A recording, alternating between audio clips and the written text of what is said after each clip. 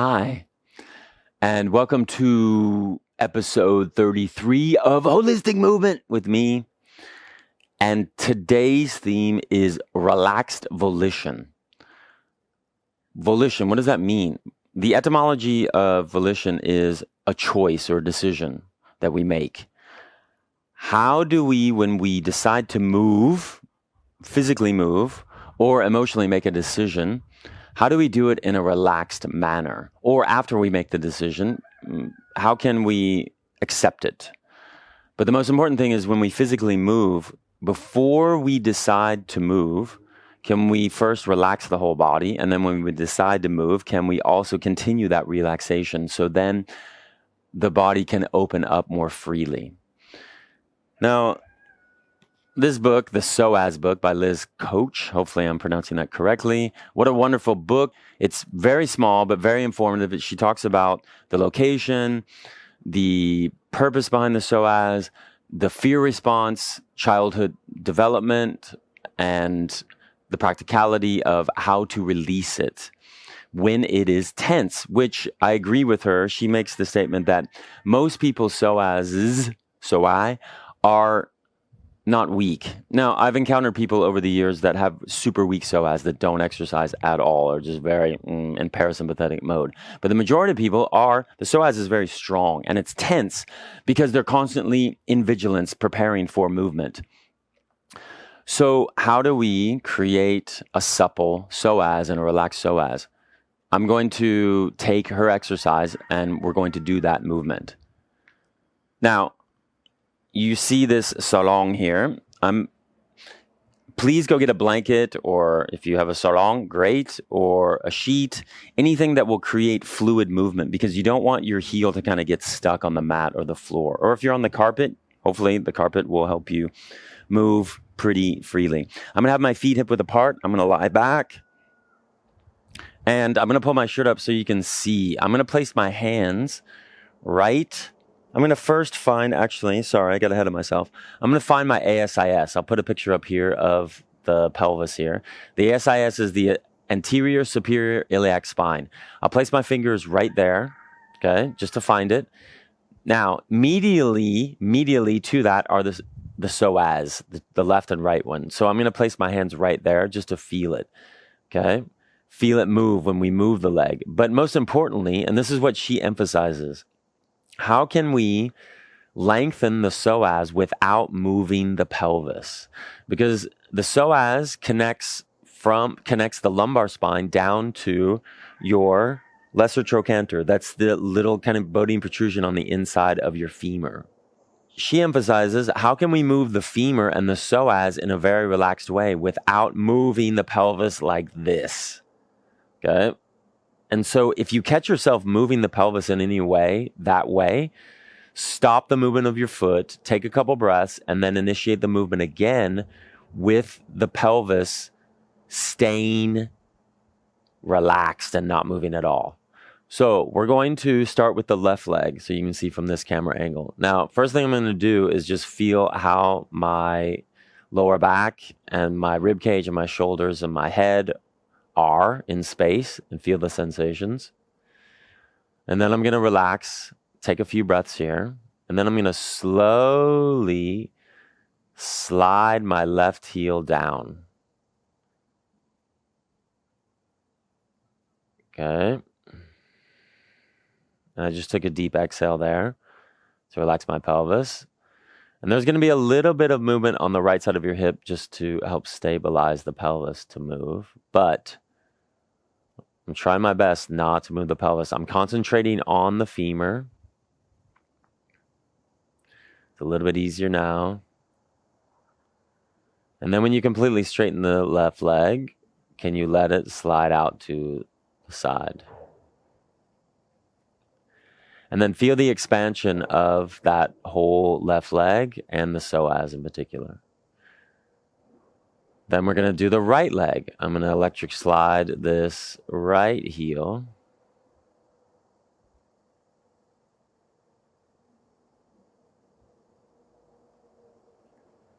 I'm concentrating on my quads and my heel and the whole leg. So the decision I've made to move, I'm doing it in a relaxed manner. Letting the right leg fall. Okay, now both legs are straight. Can I relax into this now and let my whole body fall? And then we're going to go one more time. So I'm going to slowly bring my right leg back up without moving my pelvis. Hopefully my sarong. I'm going to grab my sarong because it moved a little bit because it was so long. And then I bring my left leg back. Okay, take a couple breaths here again. And then I'm going to move my left leg again. Slide my heel forward and my femur moves forward without arching my back or moving my pelvis at all. Again, if you feel that the pelvis moves at all, stop the movement, take a breath or two, and then try it again. If it's challenging for you, you know you need to work on it. My left leg is dropped. I'm relaxing my whole left side.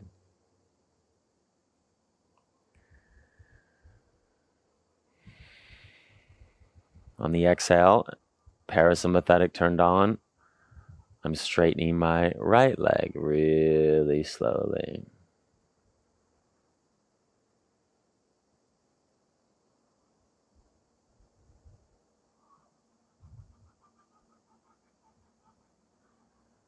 Okay, now I'm going to drop both arms out to the side. And I'm going to feel the sensations in my body. And I'm also feeling the sensations outside of my body. I'm feeling the wind a little bit on my body, the temperature. And most importantly, I'm feeling the result of lengthening the psoas. You may feel a tendency to want to shake.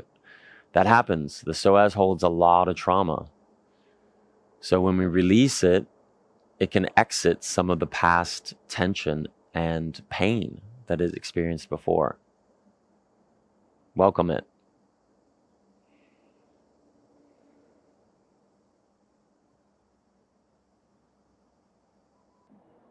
Hopefully you're having fun feeling those sensations. And you don't have to come up. You can lie down, continue lying down, because the next position we're going to do it lying down as well.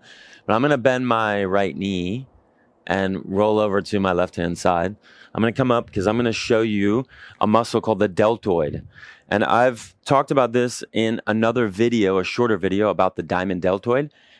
Put a little link right there. Please check it out. I go into more depth about the deltoid diamond. But I just wanted to, since we released the psoas, I wanted to release the shoulders. Let me talk a little bit about the deltoid. The deltoid, we have three deltoids. We have the anterior, middle, and posterior. What happens a lot with people, including me, is that the anterior deltoid becomes predominant and strong, along with the pecs. You see this with a lot of meatheads, a lot of people lifting weights, doing this, which is great, but we have to open up the chest because it creates neck problems in the back of the neck. One method to open the shoulders, on top of other numerous positions to open the chest, is lengthening and opening up the anterior deltoids and then strengthening the posterior deltoids. And then you have even distribution of weight between the anterior and posterior, and then your shoulders can be in a more neutral position, not so far hunched forward. Now, you'll probably see a picture of the deltoid up there, just give you a visualization. I'm going to keep my knees bent for now. When we get into this U position, like this, okay, and you're able to place the back of your hands and the back of your forearms and your arms onto the floor with ease, then go ahead and straighten the legs. If you're not able to do that, keep the knees bent. I'm going to keep the knees bent for now, okay, and I'm going to pull my shirt up so you can see my chest, okay, and we're just going to practice the chest movement first. So when we inhale, our belly and our chest comes up and the back arches a little bit. And then when we exhale, I'm going to push the back of the rib cage into the floor and just keep it glued there, okay? So I'm going to inhale up, arch the back, exhale, push it down. Let's do one more time. We'll just do this 3 times just to get the breathing down. Inhale up, exhale, push it down. Okay, now, if you do not have the ability to touch the back of your forearms and your hands onto the floor. Do not bend your wrists to get there, because you're a go-getter like me. Rob said I got to get the back of my hand. So just keep the hands in line with the forearms. And this is your range right now, and that's okay. So we'll work with that range now, okay? So I'm going to inhale, push that belly and that rib cage up, and then exhale, keep it glued to the floor, and then I'm going to connect the index fingers. I'm going to try to. If you can't, that's okay. Get to where you can. That's your range of motion. And then I come back. That's all on the exhale, folks. Then I inhale up again, exhale, try to push the back of the forearms, set the hands down, and then I'm going to connect those. That's 2. We'll do a few here. Inhale up. Exhale, keep that back of the rib cage glued. Connect. Inhale up. Push that back of the rib cage there.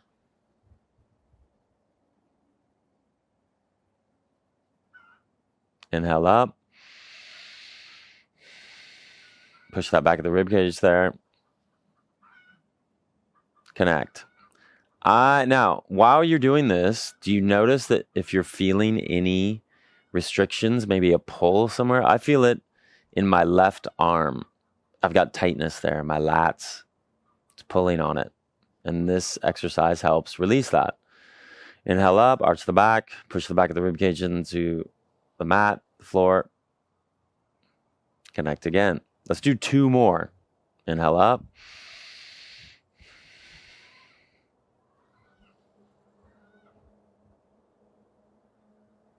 Connect again. Inhale up. Exhale.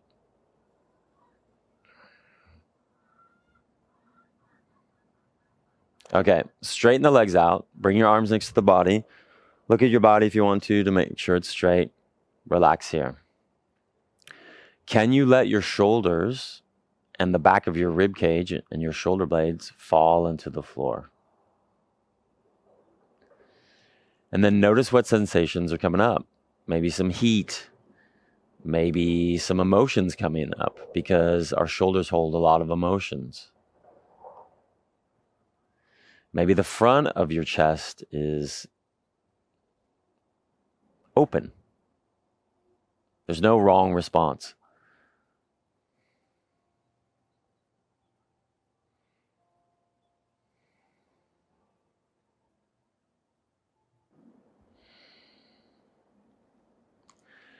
Okay, let's bend our right knees, because the next position is going to be done standing up.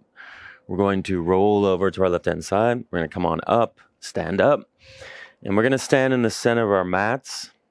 And I'm going to introduce a functional movement pattern. But I've introduced this movement before. We've done this one before.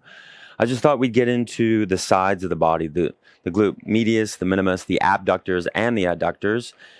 And I was also thinking of this because I wrote to Thomas Myers because I had a question about rotation, rotationary movement, the transverse plane. Is the transverse plane the strongest movement that we do? Meaning, does it help us develop strength better than the coronal plane or the sagittal plane? And Tom graciously emailed back and said, all movement is rotational. So I've been thinking about that for a while. And he's completely right, of course. But he said, if we do, let's say we add a side lunge. Let's just say we do a side lunge like this. Then we add rotational movement to it. It has even more power and helps teach the body how to absorb forces even better. So why don't we just do that? Feet are in the center. I'm going to just start the movement here with bending the left knee. I'm going to keep both feet straight. And then I'm going to bend the right knee. So that's all we're doing first, just to begin with. Just to eccentrically load the knee that's bent. All these tissues on the outside of the body are being pulled, but also other tissues are being pulled too on the opposing inner thigh. And then when we add the rotational movement, which is rotate to the right, rotate to the left. So if my left knee is bent, I'm rotating to the left. If my right knee is bent, I'm rotating the upper body to the right. Let's just get that movement down, and then I'll go into technicalities.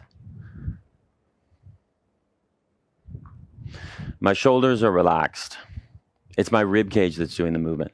The arms help, of course. Now concentrate on the feet. When you rotate, does the opposing foot, the outside edge of the foot or the inner edge of the foot, the arch, raise up? Oh, got some strong wind here. Sorry, folks.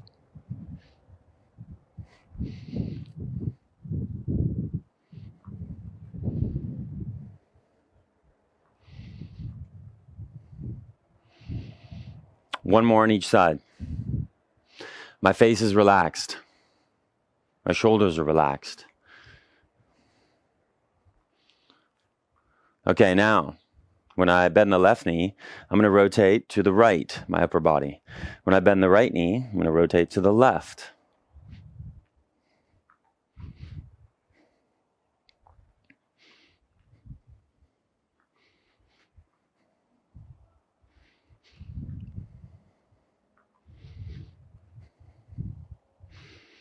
How are the arches of your feet?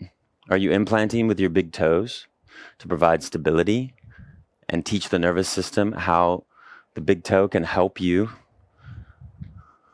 maintain stability and balance and mobility?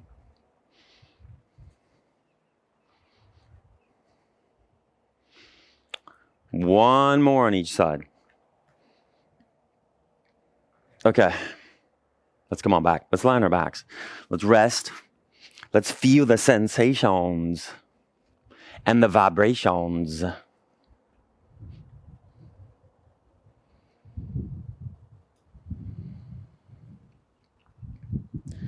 Now let your body sink and fall.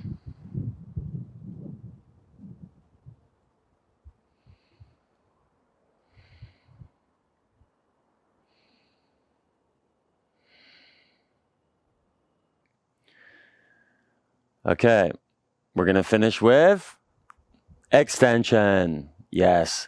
So we're going to come into the bow. We're going to do a regular bow, and then we're going to do the side bow because I want to open that chest up again to re-emphasize the diamond deltoid. So we're going to lie on our bellies. I'm just going to turn over, and I'm going to bend my knees. Now, precaution for some of you, okay? If you cannot grab your ankles or your feet, grab some straps, grab some ropes. Your legs are lifting, your arms follow. Now, if you cannot do that as well, if you feel it's too much on your knees, then just keep your arms out to the side. But it may be a little bit challenging for the side bow.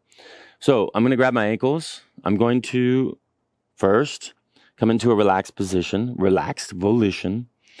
And then I'm going to use my legs to lift my arms. I'm coming up. Now you have a couple of choices for your shoulder blades. You can squeeze them in or you can relax them.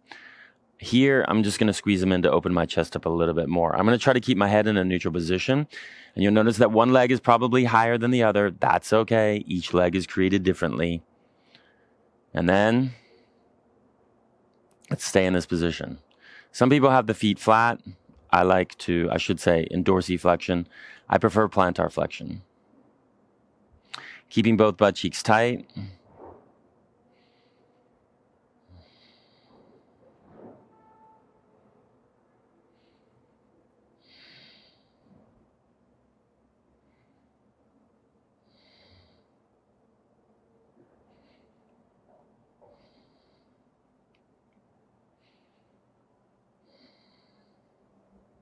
Okay, slowly come on down.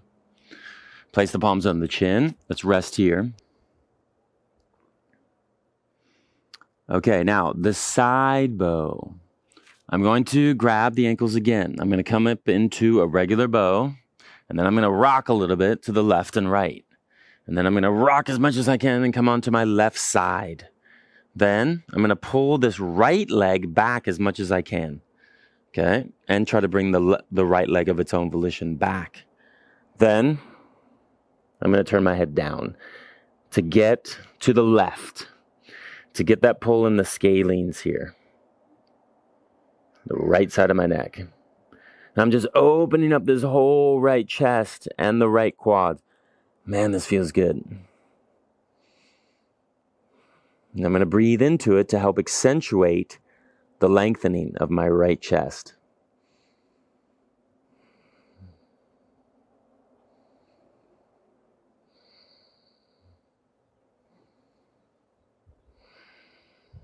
One more breath. Tightening my right butt cheek to pull that right leg back. Okay, come on back to the center. Fall a little bit. Rest here for a tick. I'm going to rock and roll a little bit. If you're having trouble coming onto one side, yell at someone in your house and tell them, come over and help me. Have your dog nudge you. Turn your head down to the right. Tighten your left butt cheek. Pull that left leg back. This side's way more difficult for me. It's a lot more restricted, so it's more difficult to bring that left thigh back because my left chest and my left neck are way more compressed. So I'm going to stay a little bit longer. If you guys want to come back anytime, you can.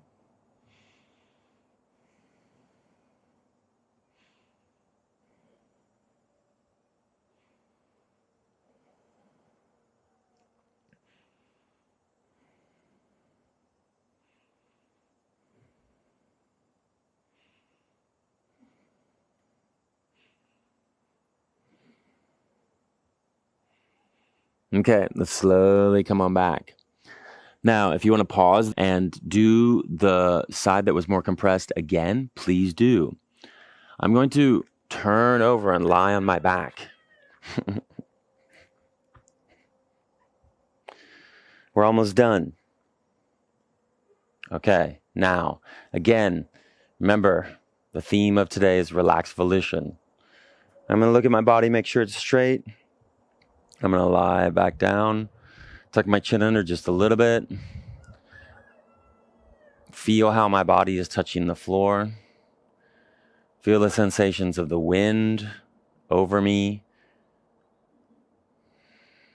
Now I'm going inward again, concentrating on my breath and being aware of where I'm holding tension. I noticed a little bit of tension in my left shoulder blade, so now I'm letting that go. Then my pelvic floor. Then my left inner thigh. And just food for thought for this, after this lesson. When you make a decision to move, or any decision that you make, after you make that decision, or while you're making that decision, can you do it in a relaxed manner?